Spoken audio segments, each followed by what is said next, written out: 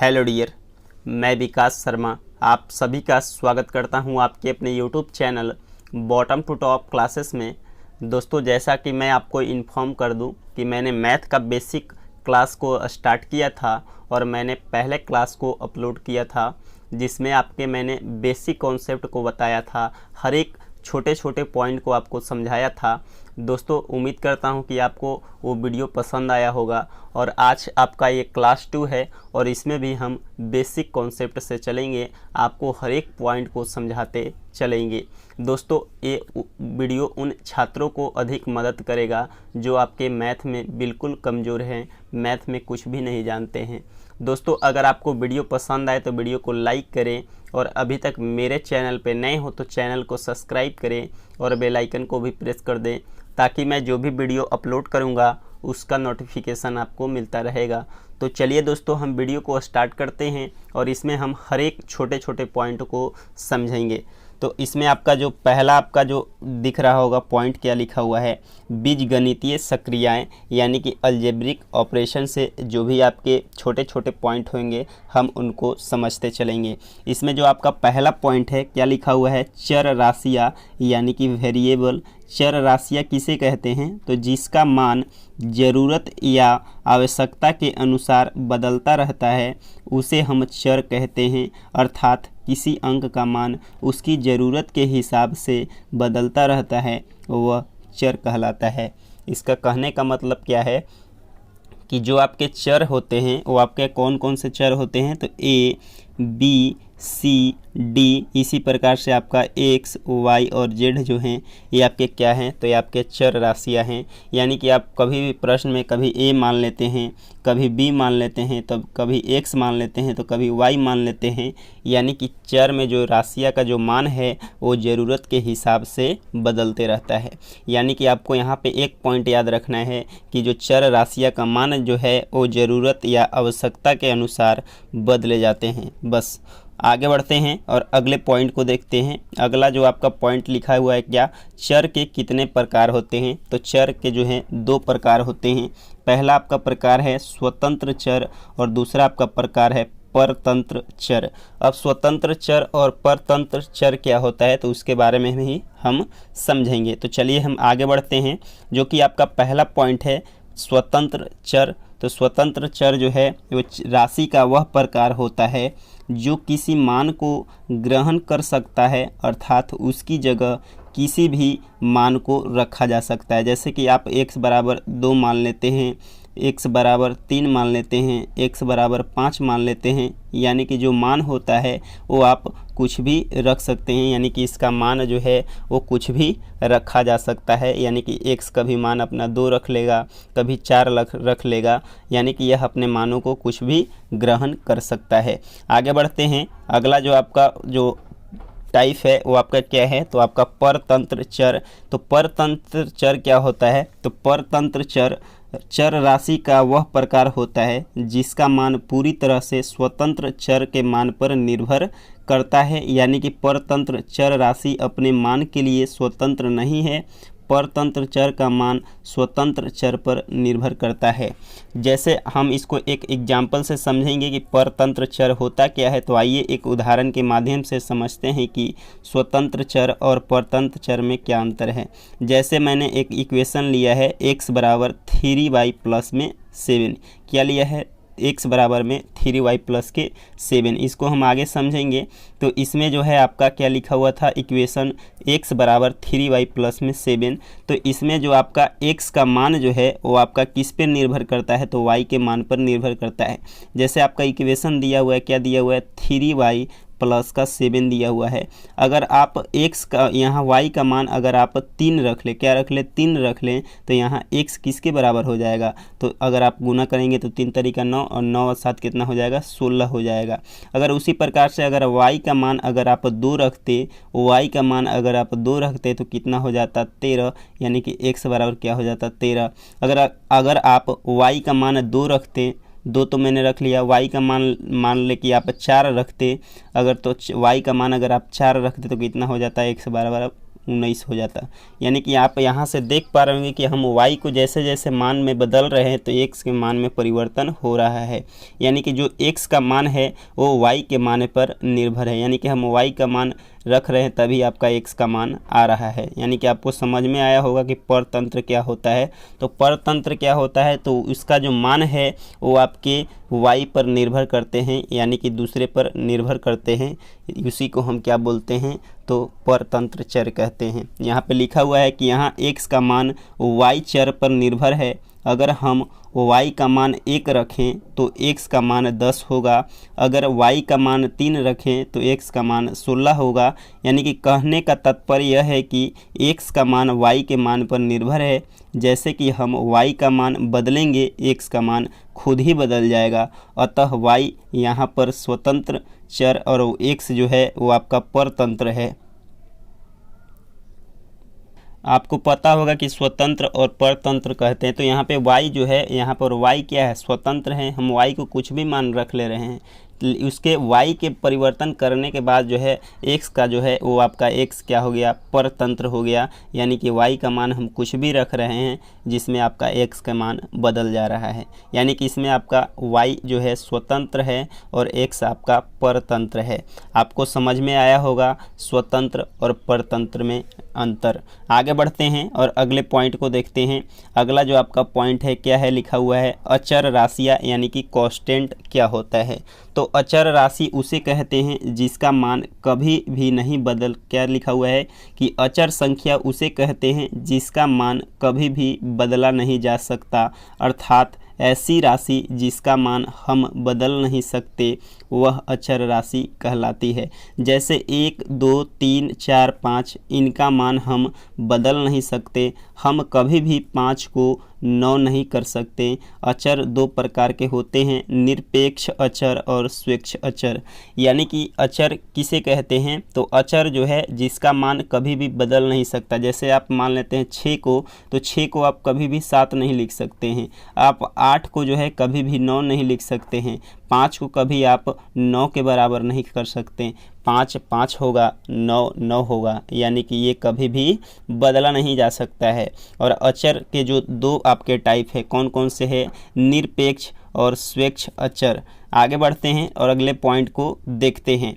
अगला जो आपका पॉइंट क्या है, पहला आपका रूल है कि समान प्रकार के राशियों को आपस में जोड़ या घटाया जा सकता है, लेकिन असमान प्रकार के राशियों को आपस में जोड़ना और घटाना जो है नहीं हो सकता है। यानी कि आपको पता होगा कि जो आपके चर राशियां हैं, जो आपके चर राशियां हैं उसमें अगर चर राशियां समान हो, अगर a है तो उसे हम जोड़ के 2a लिख सकते हैं।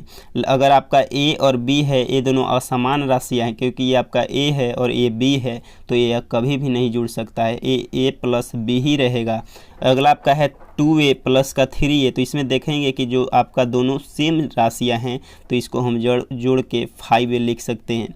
इस अगला आपका है 2a प्लस 3b, तो आप इसको कभी नहीं जोड़ सकते हैं क्योंकि इसमें जो राशियां है ये दोनों असमान हैं। ये आपका a है और ये आपका b है, तो कभी भी असमान राशियां आपस में नहीं जुड़ती है। आगे बढ़ते हैं और अगले पॉइंट को देखते हैं।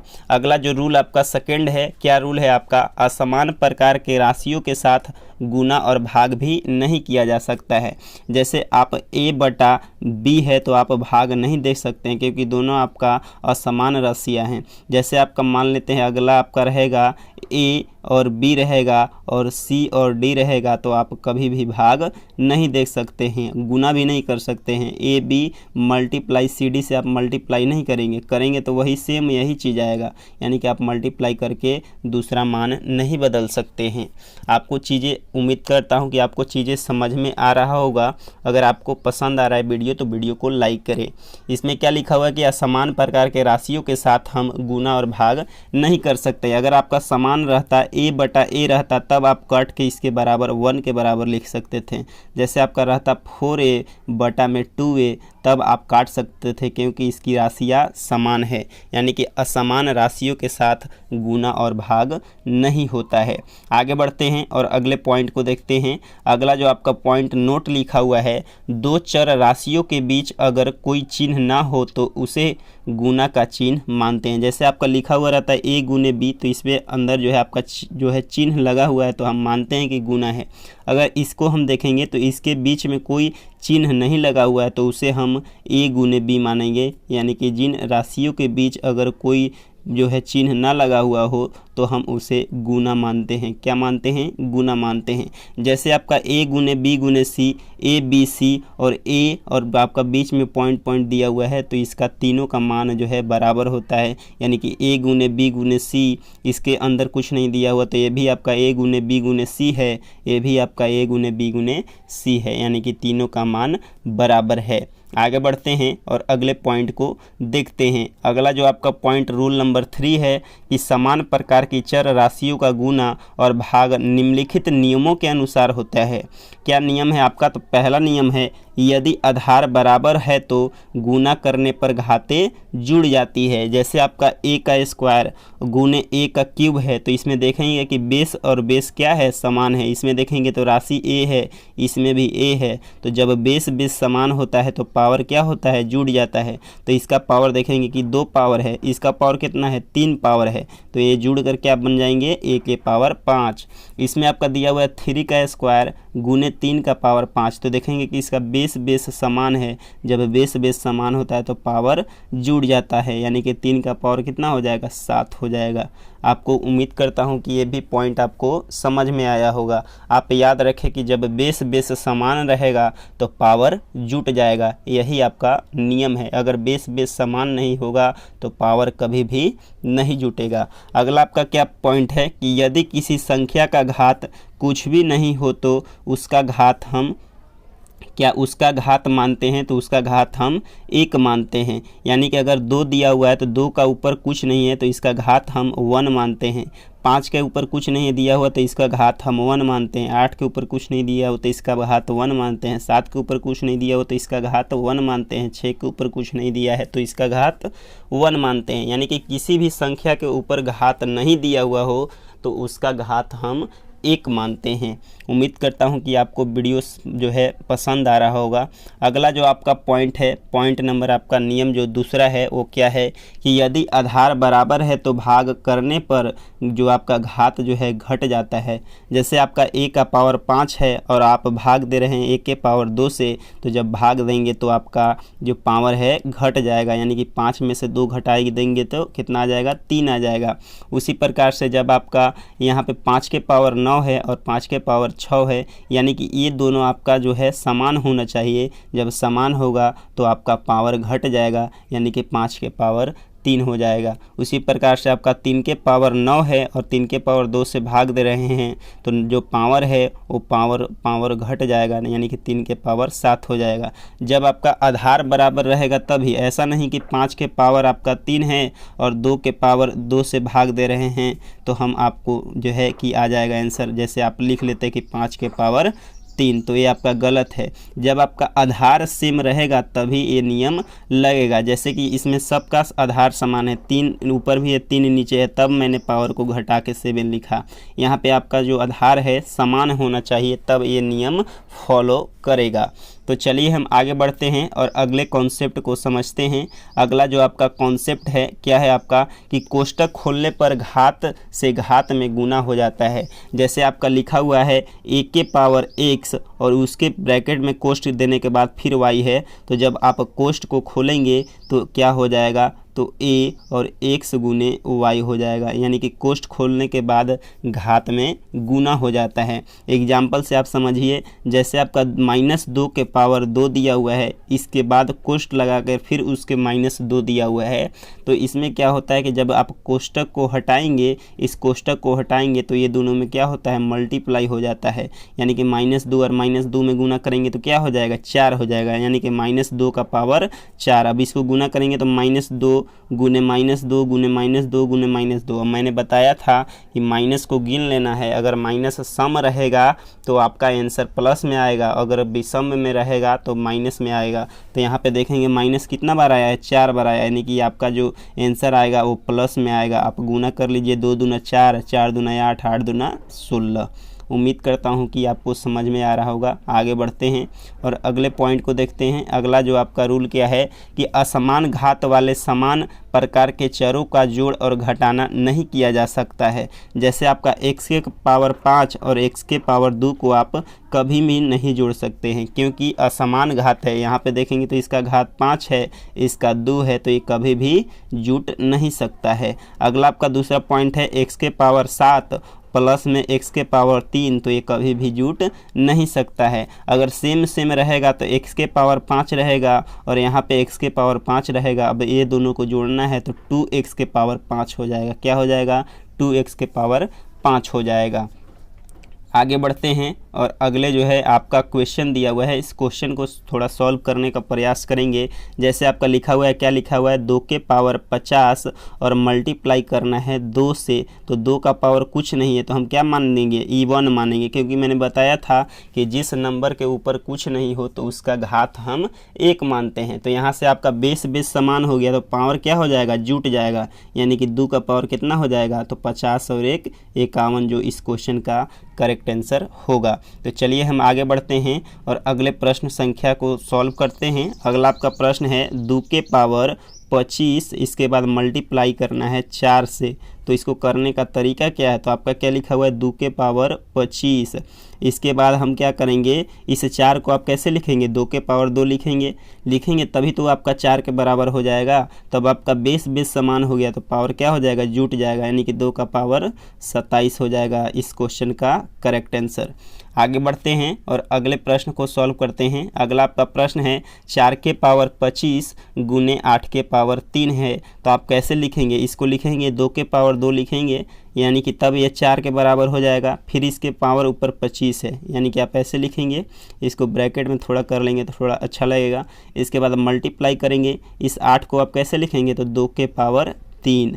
अब यहाँ से अब अगर आप सॉल्व करेंगे तो यहाँ पे आ जाएगा 2 के पावर कितना? तो ये मल्टीप्लाई हो जाता है, क्योंकि मैंने बताया कि जब कोष्टक के पावर जो है बाहर निकालने पर क्या होता है? मल्टीप्लाई होता है। तो 25 दूना हो जाएगा 50 और आपका क्या हो जाएगा? 25 दूना हो जाएगा आपका 50 हो जाएगा, यानी कि 2 के पावर हो जाएगा 50 और मल्टीप्लाई 2 के पावर 3, यानी कि यहाँ से आपका बेस समान हो गया तो पावर क्या हो जाएगा? जुट जाएगा, यानी कि 2 के पावर 53 जो होगा इस क्वेश्चन का करेक्ट आंसर होगा। उम्मीद करता हूँ कि ये भी आपका प्रश्न जो है समझ में आया होगा।